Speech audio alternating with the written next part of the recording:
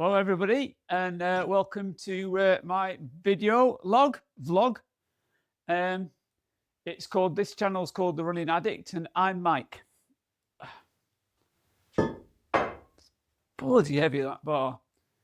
Anyway, what prompted me to make this video was, well, there's a lot of stuff popping up now on my Instagram and on my YouTube about running and exercise and sports and all that kind of shit.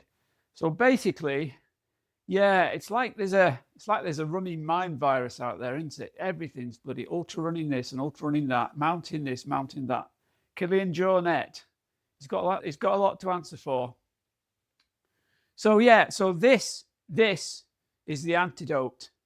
I am like the Moderna, the messenger RNA of running. I'm going to tell you what happened to me, and it's a salutary story, and I'm going to give you my 10-point plan to avoid running, sports, and exercise. That's the phrase you've got to remember. Fucking hell, I can't do this. So, what's happened to me? I hear you are.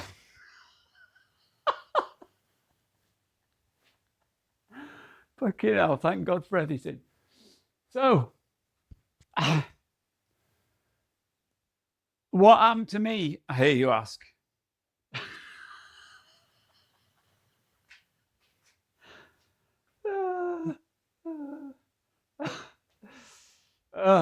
So, yeah.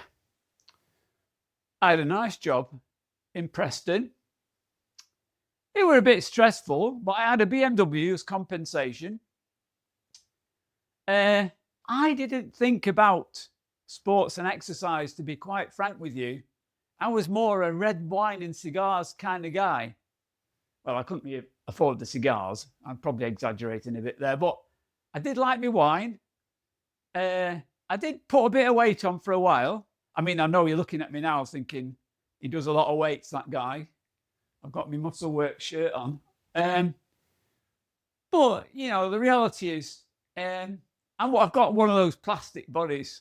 If I get down the gym, I bulk up. But I'm looking like this because I do a lot of running. I am a running addict. And you know, you might be thinking, well, that won't happen to me. I'm not. I started running without knowing any of the pitfalls. It was COVID. I had a bit of time on my hands, but always dangerous. I mean, I'd commute to work before COVID. Nice pastry in the morning, nice pasty on the way home. Living in Preston, there's loads of KFCs. So, you know, I was healthy. And the wine was keeping the weight off, really, if I think about it that way now. So you're thinking to yourself, well, that sounds like a familiar lifestyle. There's no way I'm going to fall into the trap of starting to run up mountains, because I'll tell you now where all this led. I start doing a bit of running, innocent-like, during COVID, and then it's like, oh, we'll move somewhere where there's a few mountains. We can start running up mountains. So we did. A couple of years later, I turned 60. I go to Madeira. Oh, I'll have a nice holiday in Madeira. Oh, look, the mountain racing's on. I enter the World Championships and I win the bloody first ever World Masters long race in my age group. So I'm bloody world champion.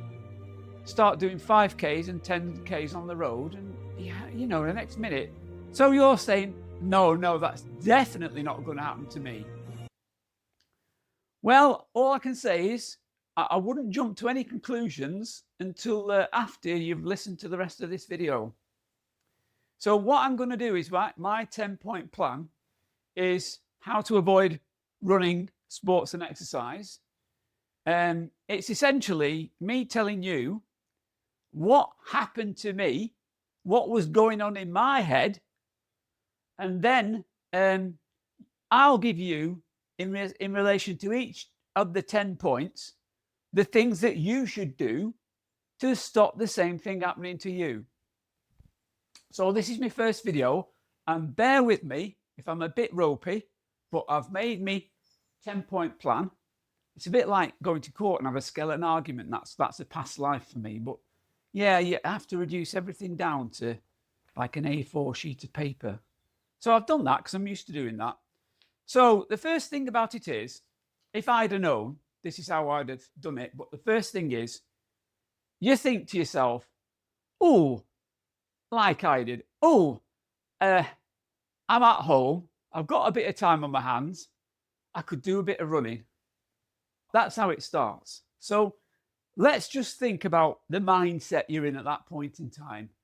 You've got a craving to do something. What do you normally do when you've got a craving to do something? Get online, buy something, go shopping. So that thought never entered my head. But if you think about it that way, in terms of the exercise, you think, oh, I might want to go running, buy some Lycra, buy some trainers, put them in the wardrobe, preferably behind something else. You've done the buying, you've ticked the dopamine box. They don't have to go any further. Now, the mistake I made was I put them near the door. This is when we're living in Preston and it's COVID and it's lockdown. I think I'll go to the shop and get some pop. So I think I've put my Crocs on to go down the road to the shop. I'm just hearing people coughing everywhere because it's COVID. And the next minute I realise I'm in my trainers. I bought these trainers. I didn't buy them to go out in. I bought them to go to a wedding in. I mean, they're smart trainers. They look good with a suit. And I'm there running down the road because I don't know that's how it starts and that's what you shouldn't do. The mindset you've got to have is, if you think about running, just think about running. Go shopping online, buy some things related to running. Don't actually bloody do the running. That's how it starts. So you can apply this sort of strategy to other forms of exercise. Buy a football, put it in the wardrobe. Buy a gym membership. Now that's a very good one. I know guys who've got several gym memberships. What you do is they give you this little card, and you put it in your wallet as a reminder that you shouldn't go to the gym. And it works for all of them because they've got loads of gym memberships and they hardly ever go. Maybe they go in January at the start of the year because they've got a New Year's resolution. Well, that's it. That little card reminds them, guilts them. They see the card, they think, oh, maybe I should go to the gym. The guilt kicks in. The idea of going to the gym just disappears. The cards are great.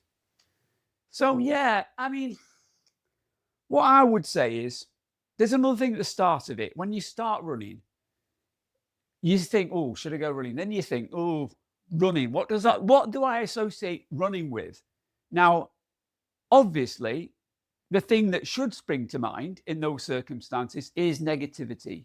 You go back to school days, to those old memories, dig them out, bring them to the forefront of your mind, project them and make them bigger. And remember, mud, humiliation, pain, cold showers. You see, I didn't do that. I'm thinking there like a fucking numpty. Oh, I hated cross country at school, but look what I've achieved in the rest of my life. I've got a good job. I've got kids. I'm happy. Maybe I should have a go at running. That is a complete disaster. It's like that strategy. What do they say? One achievement leads to another. You don't want that. You want negativity. Negativity kills achievement. NKA. So you've got to be negative. Now, I'm getting to point 3 now, but this is just a brief one for fuck's sake. Don't go to a park on a Saturday morning at 9 o'clock. I did that. What are all these people doing? Oh, they look happy. They're running up and down. No. What those people are doing is the running equivalent of crack cocaine. They're doing what we call park runs. Now, the only way to avoid a park run, really, in reality, is just not go to a park. And why would you want to go to a park? So avoid parks. And yeah, the other thing I did was, I thought, I always wanted to run up a mountain. Well, I thought, well, I'm not going to think about what I want to do in the future. I'm just going to enjoy the running. And before you know it, I'm running quite regularly. And this is the problem. if you want to avoid running, you've got to think in terms of making a plan. Because when you've got a plan, you can fail. It's not possible to fail if you just go and do something without a plan. But when you've got a plan, you can go, oh, I'm supposed to run on Tuesday and I didn't go. I'm a failure. And that's it. That kills it. And also your plan, think about it. You don't want to plan for a 5K or, heaven forbid, a park run or a 10K or anything easy. And you don't want to make your plan sort of like long-term and gradual and manageable. Pick a marathon, preferably an ultra marathon in the mountains, somewhere abroad, and make sure it's imminent. The running mind virus has gone so mad that the reality is now you have to pick a race in the mountains years ahead because it's so booked up. But hopefully, if this antivirus RNA, messenger RNA video goes out there and does its job, then nobody will be running. That will be the situation. Or at least, anyway, that's the plan. So yeah, so you've made a plan, you're going to fail, you go back home, you sit down, you grab a packet of Pringles and you turn on Netflix, end of story. But the thing about it is, I didn't know that either. You're getting the benefit of my experience. Now, the other thing that I think a lot of people do, I mean, I didn't really know about this because this is fairly sophisticated psychology. But a lot of people have learned to avoid exercise by just using a simple mind technique. It's called spotlighting. So if you go out running, you imagine in your own mind that everybody is looking at you. Now, the reality is everybody's in their own heads.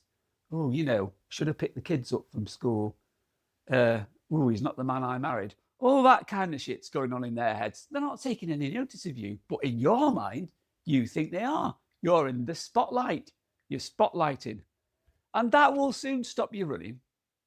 So spotlighting is a quite important, sophisticated psychological strategy. Now, again, not knowing this, I'm going out, smiling at people, running along through the park, running along down the roads, and I'm just not getting it. I'm thinking I look good. I'm in my running gear.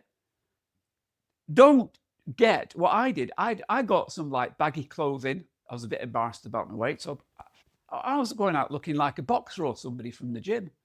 You want to get some nice tight lycra. So when you go out, you look sort of like overweight and blobby, even if you're not. And then with the spotlighting, you can get in your head and repeat the mantra.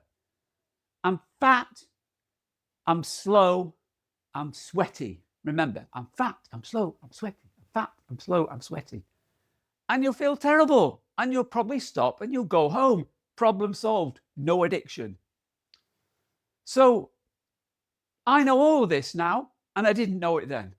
Now, because they know a lot of people are learning this kind of stuff, people go out and they run as hard as they can for as long as it takes to get exhausted. Now, I never did this because I didn't know. People go out, it's usually, immediately after they've had a KFC or something, and run hard, and they have to stop within 5 minutes, and it might be less. And that kind of proves to you that you can't run. Well, I didn't do that. I didn't know anything like this. And I just go out for a bit of a run, a bit of a jog, not too hard. I'm completely oblivious. Got me nice new trainers on, got me running gear on from my gym gear like this. And I'm thinking, I look great. And the thing is, I'd go out for 45 minutes, or even if I got tired, I'd just carry on walking, then I'd run a bit. And by the time I've done a few of these, I'm running for 45 minutes, or I'm thinking I'll run for an hour. So, yeah, you can't be patient with running. That is where disaster starts. You've got to be impatient. You've got to go, well, I've been running for 4 days now. I've tried it 4 times. I obviously can't do it. I'm not going to do it again. If you've got that mindset, you're going to definitely avoid running, sports, and exercise, because you find you want instant results in every aspect of your life. Patience is a terrible thing. I decided I was going to get fit, and I thought, well, it'll probably take me 2 years. And I was thinking then, it as well, I've got to allow my body to adapt. It's, I'm used to sitting down. I've got to give up the red wine, or at least cut back a bit on the cigars. I haven't got the muscle for running. So I gave myself like a 2-year plan. I mean, you want to kill it in a week if you can. So yeah. And the other key to it, I think, is avoiding enjoyment. Now, you might say, well, I can definitely tell you that I'm not going to enjoy going running. Well, I mean, I wouldn't take that for granted. I'm there, I'm running, I get my headphones on, I've got inspirational music on, I've got Catch a Goo Goo, Jive Bunny, I've got some of my favourite 80s music, Dollar, and I find I'm starting to listen to emotional music like Renee and Renata, and I'm coming back from my run streaming with tears, and I've been out for an hour and a half, and I didn't even notice where I was because I've got Renee and Renata in my head, and Black Lace. I don't mean I'm wearing black lace. I mean the band, Black Lace, and it's inspirational. So yeah, other people will help you with your running and sports addiction. I met Boris Johnson when I was a kid, and he seemed a bit mad, but he was telling me he was going to go to Eton and all that kind of, be king of the world and all that kind of stuff. And I like the guy. I've always had a bit of a soft spot for him. But I'm watching him on the news while all that Brexit, COVID kind of stuff's going on. And I'm thinking, I'm safe watching Boris. I'm safe. You see him and his mate Mickey Gove, like, they're there in front of the cameras and they go off running with the bodyguards.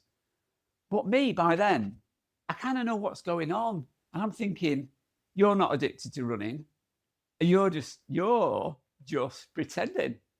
So I knew that watching people, like, they were inspirational. You can try running without ever losing any weight or ever getting fit. Boris did it. Mickey Gove did it. You can do it. And, the other very high profile figures that I take inspiration from even now, I'm not like Donald Trump, but I could have been if I'd not got into running. Kim Jong-un, these are powerful people, successful people. And if you're not a runner, you could end up like them. Inspirational. Elon's my favorite. Elon. I mean, it's like all this stuff he's into. It's really clever. I've got a Powerwall here. I've got a Tesla. I'm a big fan of Elon. I mean, I'm genuinely a fan of Elon. He's a bit fucking mad, isn't he? I mean, he's building rockets. He's building robots. He's going to go to Mars. But he's got about 5 wives, hasn't he, and about 50 kids. He's got this like plan to like spread humanity through the universe. Imagine that. Like little pods floating around the solar system with little Elons in them. It's the future of humanity. Fucking hell, this was what happens if you don't go running. Fucking hell. I know some of you are thinking, well, he's going to go to Mars, he's going to set up a colony and all the rest of it. But I think Elon's cleverer than that. I think he's going to go to Mars, because you can't run on Mars, can you? You can't run. You suffocate, wouldn't you? There's no air, is there? So I think he's so smart. He's just ahead. He's just ahead of me. He's ahead of you. He's just ahead of everybody. Go for it. Go for it, Elon. Yeah, so a couple more points. I've been droning on a bit for a while, so I just wanted to get to some pretty crucial ones, really, because I might tell you all this about running, but there's people out there who will get in your heads. Like there's these people, like you see them on YouTube all the time, and you see them like on Instagram, and it's like, oh, my VO2 max is 85, and oh, my heart rate variation is 160, or whatever they say. I don't know what those things mean or what they're about.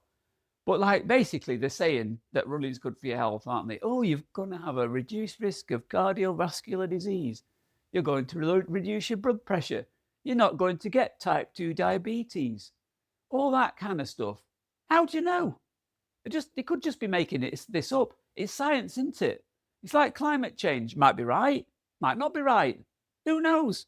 The thing about science is you basically choose what you want to believe, don't you? You don't look at evidence. You choose what you want to believe. So you think, I don't think running's going to do me any good. It wears out your knees, doesn't it? Wears out your joints.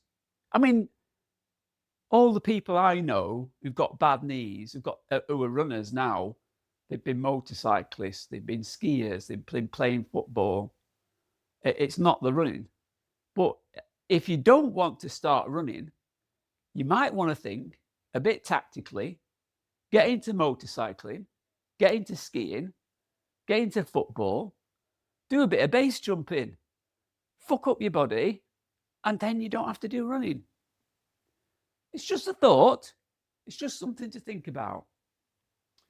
And I think the belief is very much more important than the evidence. So if you put the belief first, running's not good for you. It'll ruin your body.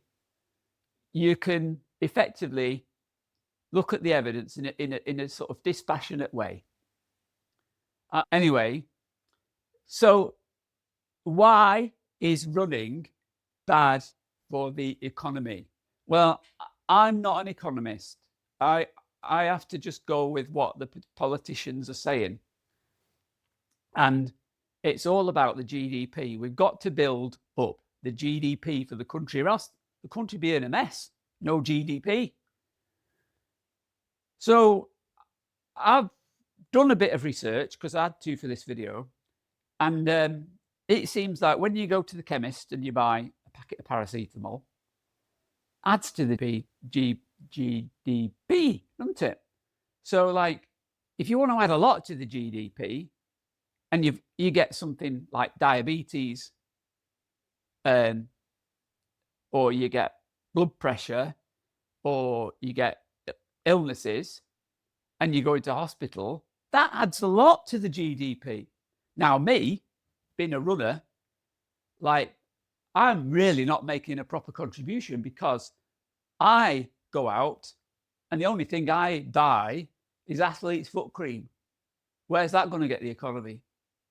I mean, if you think about it, if nobody ran, extrapolate this whole idea, if nobody ran, we'd all have heart problems, type 2 diabetes, and we'd all end up in hospital. We'd either be all in hospital, or some of us would be in hospital and the rest of us would be nurses or doctors. 100% employment, massive GDP, country sorted out. Like you might live till you're 80 with your stent and your bypass, and you'll have like a mobility scooter and stuff. And although I'm not quite sure who'll make those because everybody's either working for the NHS or an hospital. Maybe it'll be made in China. So you'll have your Chinese mobility scooter. But you'll get to a point when you need care. You won't be able to bend down to tie your shoelaces. You won't be able to go to the toilet on your own. So you'll go into a care home. Further employment. So the economy is increasingly going to depend on people not running. And And that's really like the most sort of public spirited aspect to me making this video. So there we are. What more can I say? That's my 10-point plan. You know, you've got to make up your own mind, haven't you? Really? Are you going to go with a sensible route, or are you going to go with the not so sensible route? I don't know.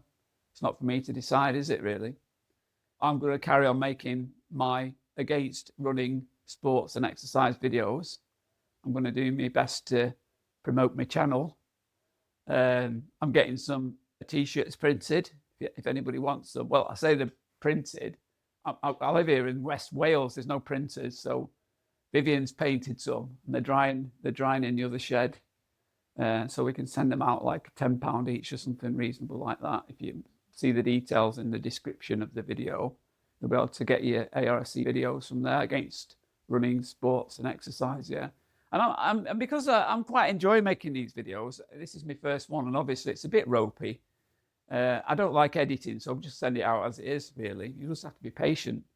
But I'm thinking about doing some other videos. Getting injured and staying injured, how to avoid recovery. That's a good one. Only runners might understand that one, but yeah. Racing and competing, why you shouldn't bother. Yeah, and I'll probably do one about running in age, you know, like running as a masters athlete like me. Like I'm over 60. I've got quite a few ideas about how to avoid running in later life. Although obviously I've not myself personally been that successful. Yeah, so I'm just going to call that one feeling old and shit, avoiding running in later life. I think that's, you know, I think there's quite a few ways in which I can really help people feel old and shit. I sometimes feel old and shit, but then I just go out for a run. So yeah, so thanks for watching. And if you are a running addict like me, good luck in your journey to recovery. And obviously, if you've taken on board everything I say, yeah, keep scrolling. Get on Insta, go through some of those like stupid running videos about hip flexors and you know, proximal hamstring tendinopathy, and enter the UTMB. Ultra Trail de Mont Blanc, and run 100 miles around Mont Blanc, or even do a fucking park run. Anyway, that's enough from me. I hope you enjoyed my video. Other ones in the pipeline. I'm going to get back to doing a bit more weight training. You've got to do this when you're old, because otherwise, if you go running when you're old and you don't do weight training, well, you might not be successful. Okay, now that's heavy though. Thanks. Bye.